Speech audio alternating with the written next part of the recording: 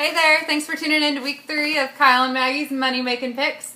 This is a video where we pick 2 games each every week, and if any of them line up, we don't count one of them, but we don't talk about it before, so we hope that we get 4 different games each time.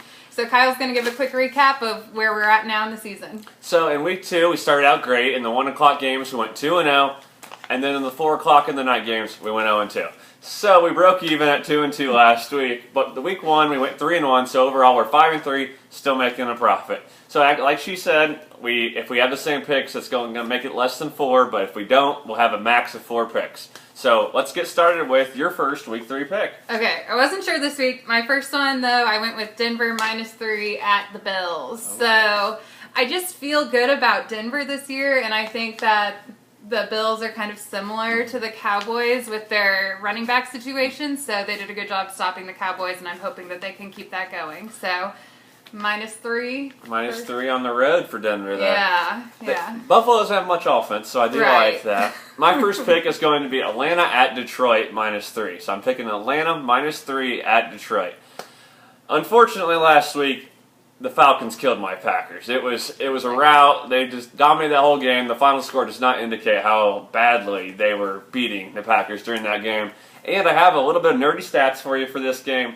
The Falcons are 8-2 against the spread in their last 10 road games. They are 7-2 in their last 9 games against the spread against the NFC, and they are also 7-3 against the spread in their last 10 games against teams with winning records. So they have great against the spread numbers.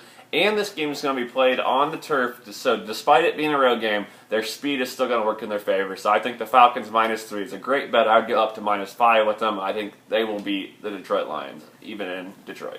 Okay, I thought about that one, but I wasn't sure.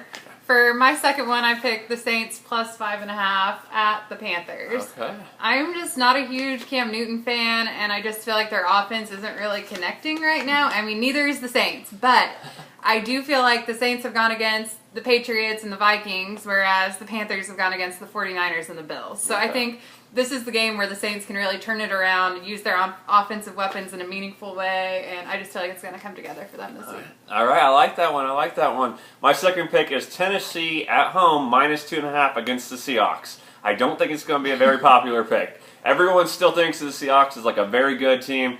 They have no offense right now. Their offensive line is terrible, one of the NFL's worst.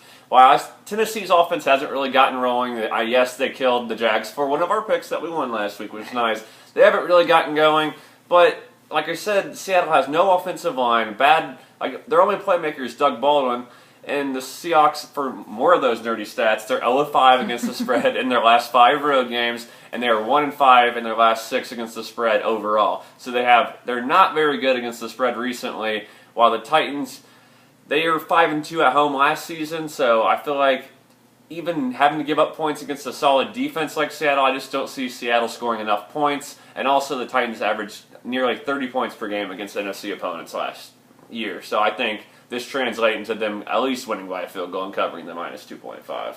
Yeah, as a Russell Wilson fantasy owner, I totally agree. So. Yes. Well, thank you again for showing up for week 3. If this is your first time, thanks for coming and joining us.